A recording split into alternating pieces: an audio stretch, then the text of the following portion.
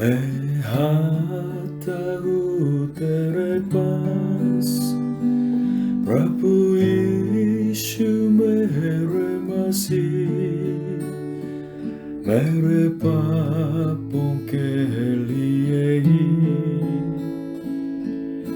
उधार दे मसीह।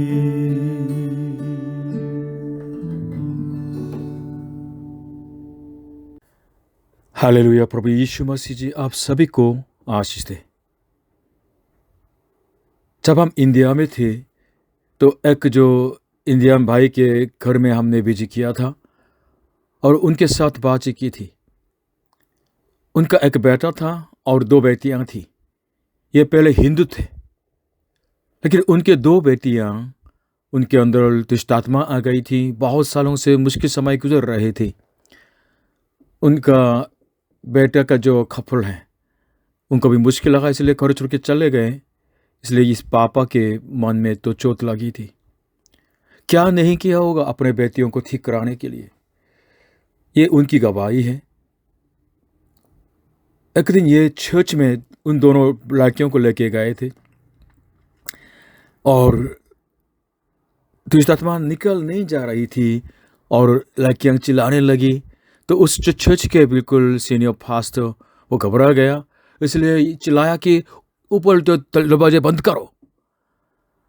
उनके ऐसी बातों को सुन के इस जो पापा के मन में निराशा आ गया। इसलिए जब वो दिन तो बिल्कुल बारिश का दिन था, अपने स्कूटर के पीछे दोनों बेटियों को बिठा के वो वापस आ रहा था। कुछ समय के बाद जहाँ वो रहता है उस इलाके में एक चर्च से मुलाकात हुई है। चर्च वालों ने कहा कि कभी भी हमें बुला सकते हैं, हम प्रार्थना करेंगे। लेकिन कुछ समय के बाद चर्च वालों ने कहा कि आप हमारे चर्च में आके रहिए, लगातार प्रार्थना करते रहे।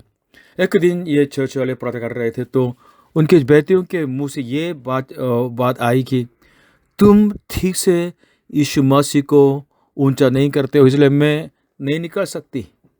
इस तरह दुष्ट आत्मा की जो बात सुन के ये लोग घबरा गए, इसलिए और प्रभु यीशु मसीह की प्रशंसा करने लगे, प्रार्थना की। अंत में उन दोनों व्यक्तियों से दुष्ट आत्मा निकल गई। हालेलुया।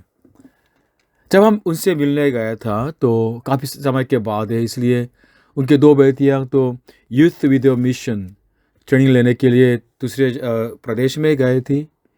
और पापा ने ये 2 मंजिल का घर था अपना, वो एक मंजिल को ऊपर वाले को तो चर्च के लिए दे दिया था। मैं अभी भी बहुत साल बीत गया, अभी भी उस जो पापा के बात नहीं भूल सकता हूँ। उन्होंने ये कहा कि मैंने बहुत नज़दीक से परमेश्वर की महानता को देखा।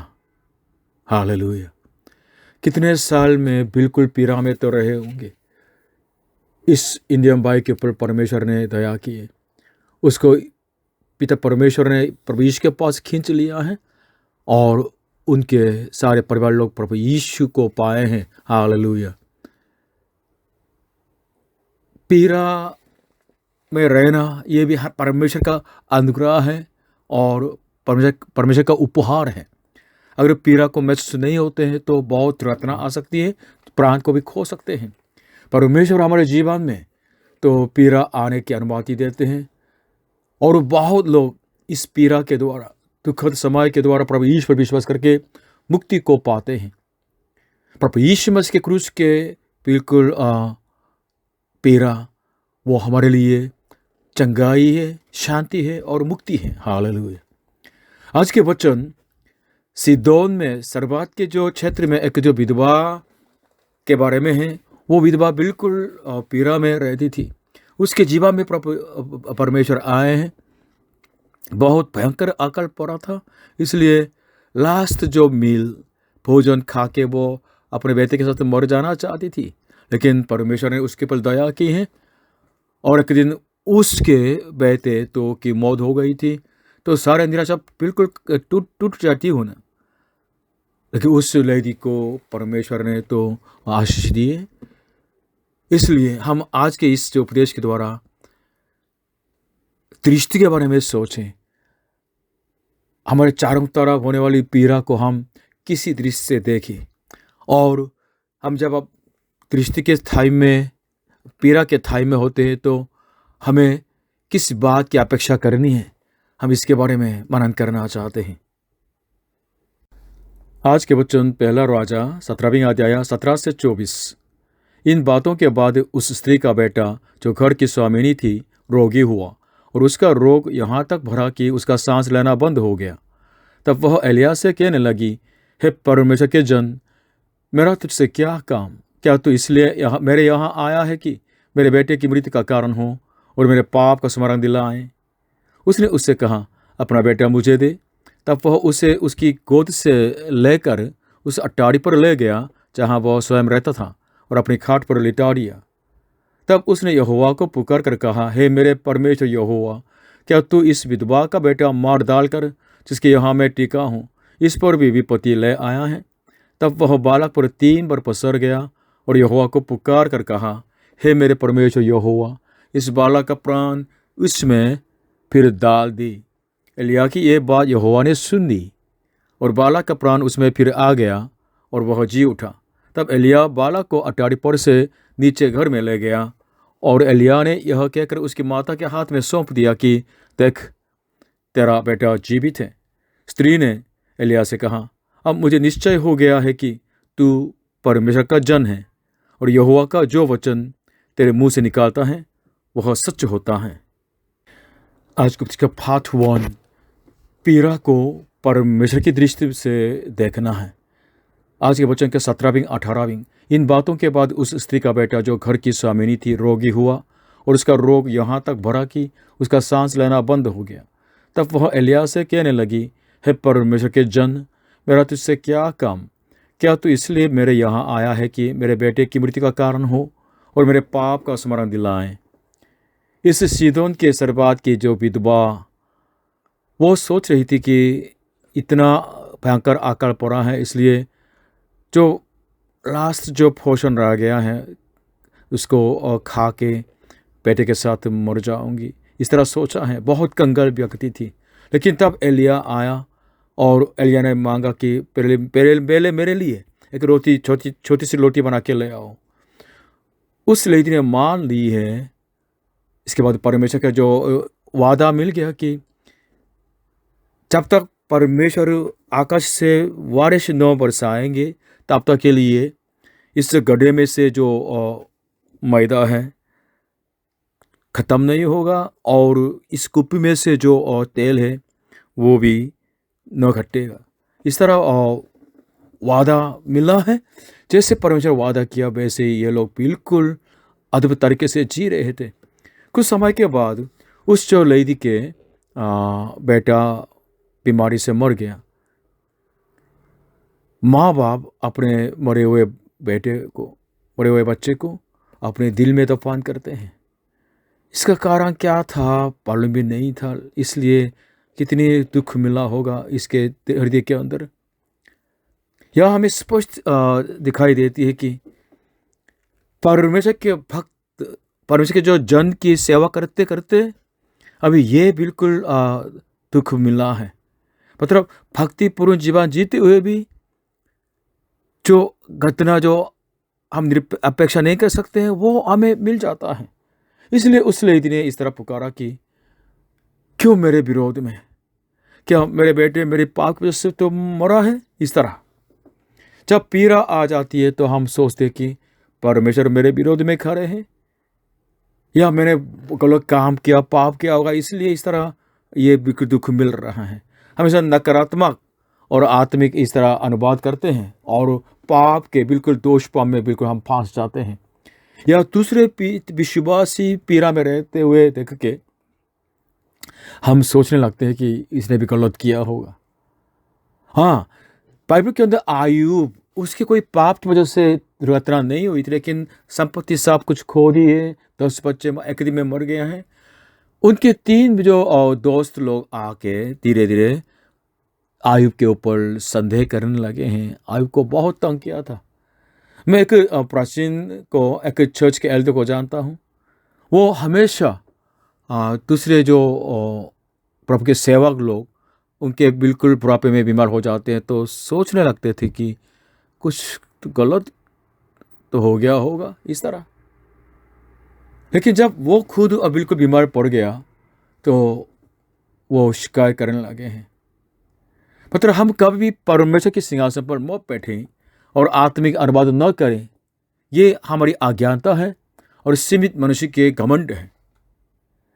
आयुब के बिल्कुल दुख के जीवन का कारण उनका पाप नहीं था, और इस लेडी के जो बेटे की मौत का कारण भी इस जो लेडी के पाप नहीं था।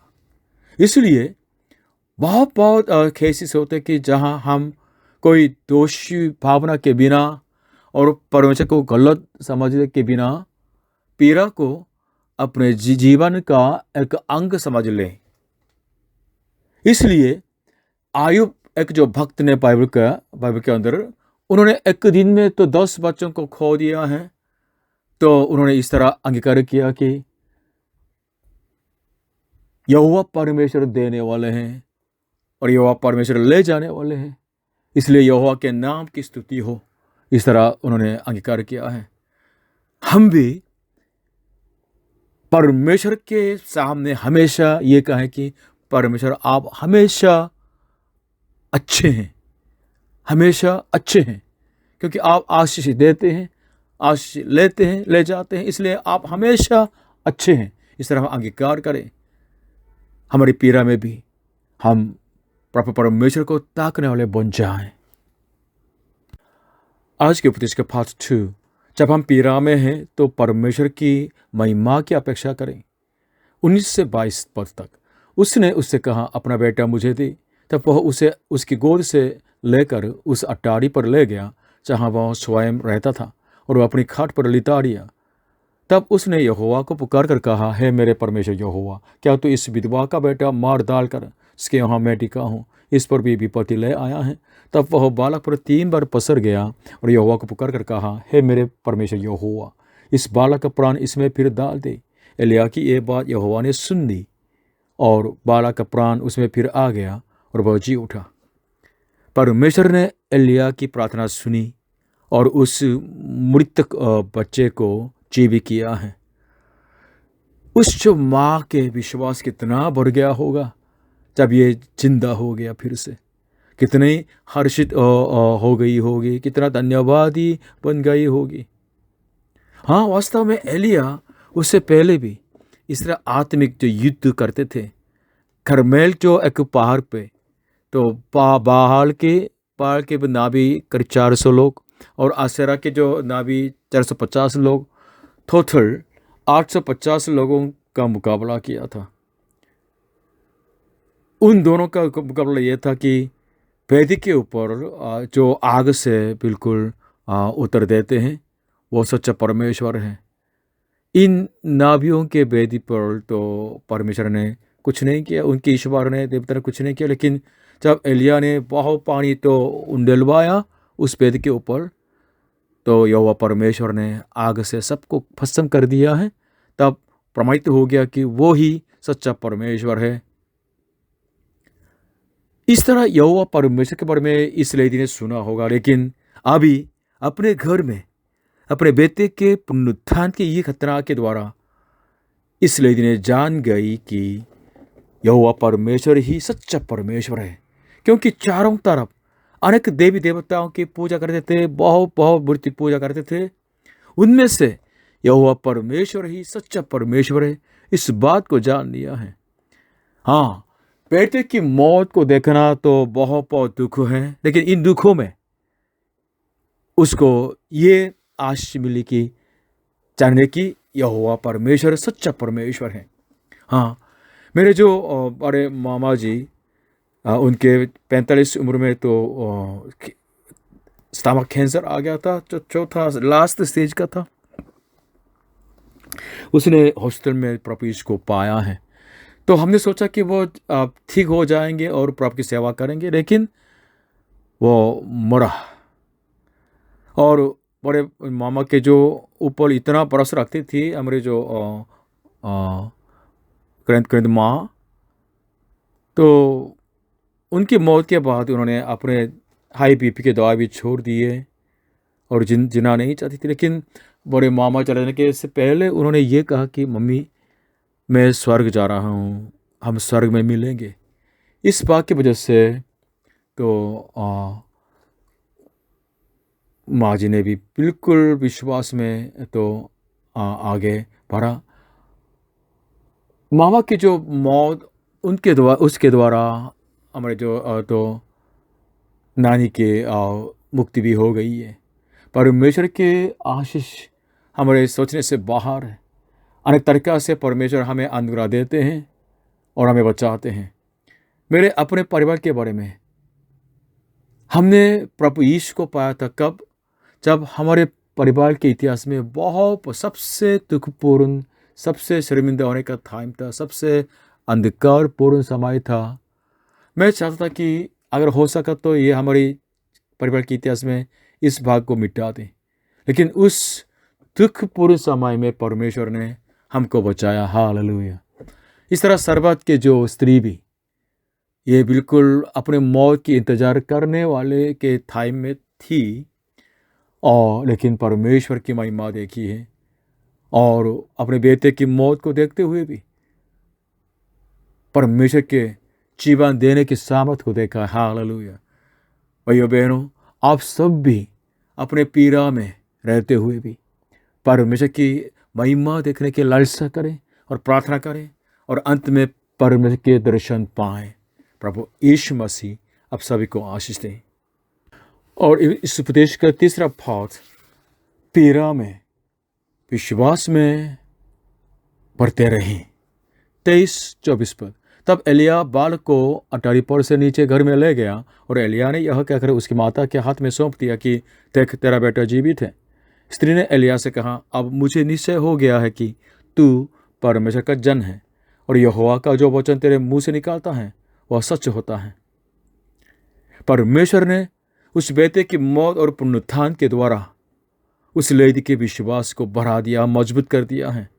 और सच में परमेश्वर हमारे मन में विश्वास को स्थापित करने वाले हैं और उस विश्वास को सिद्ध करने वाले भी परमेश्वर हैं। वो स्त्री एलिया के बारे में ठीक से जानने लगी है।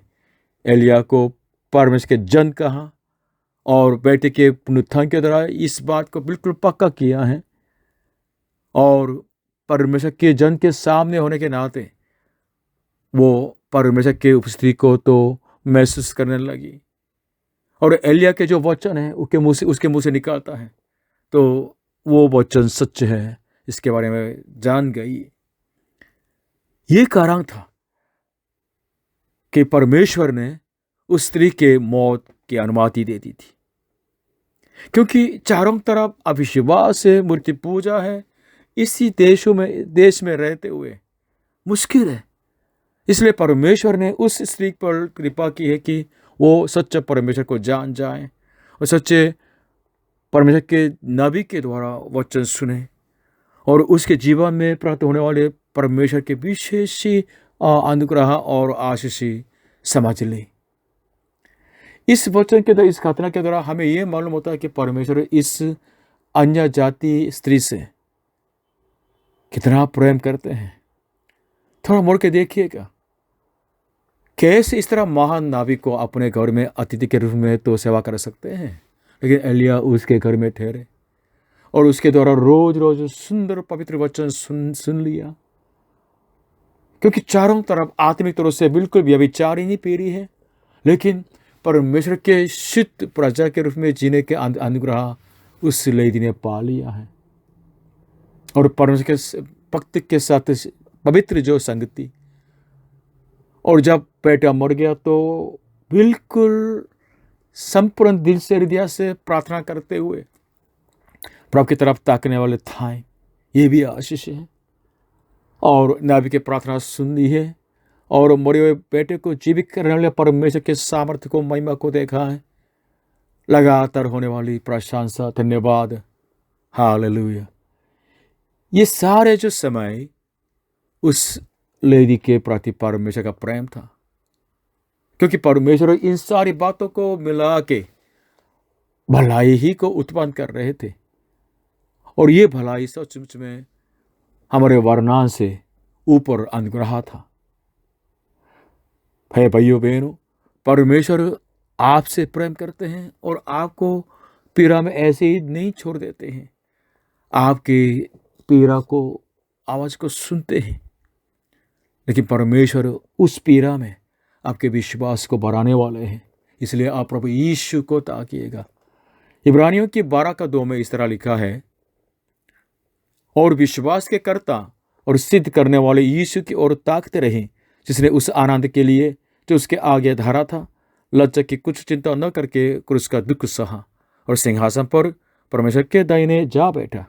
Hebrews 12:2 Let us fix our eyes on Jesus, the author and perfecter of our faith, who, for the joy set before him, endured the cross, scorning its shame, and sat down at the right hand of the throne of God.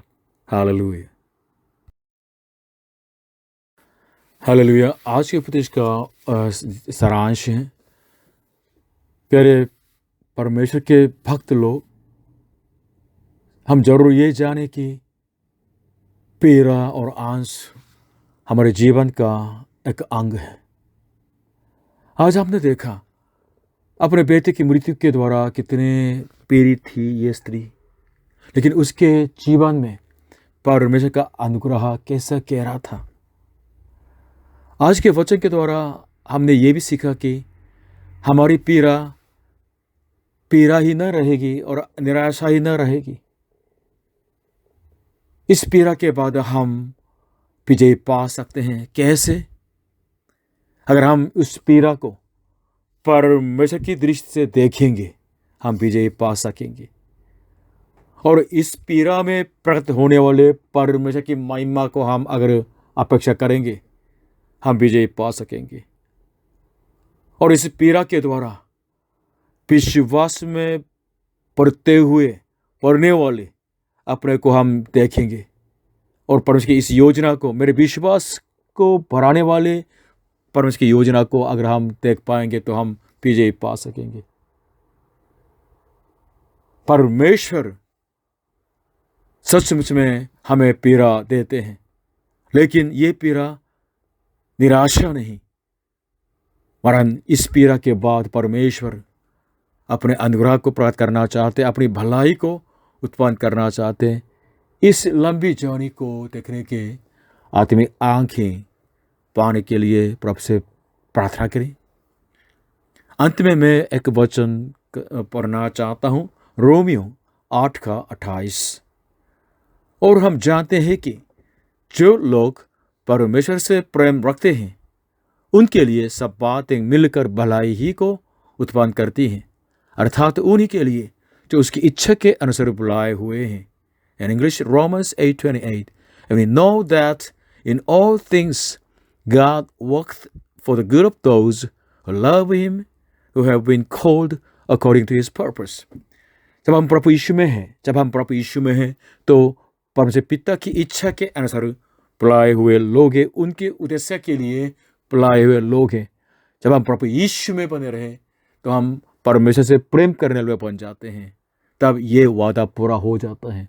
परमेश्वर मेरे लिए, आपके लिए, जो प्रभु यीशु में है, प्रभु यीशु में परमेश्वर की इच्छा अनुसार बुलाए हुए हैं, प्रभु यीशु में परमेश्वर से प्रेम करते हैं, आपके लिए, मेरे लिए परमेश्वर सब बातें मिलकर भलाई को उत्पन्न कर रहे हैं। हालेलुया। प्रभु यीशु मसीह जी आप सभी को आशीष दें। आमीन।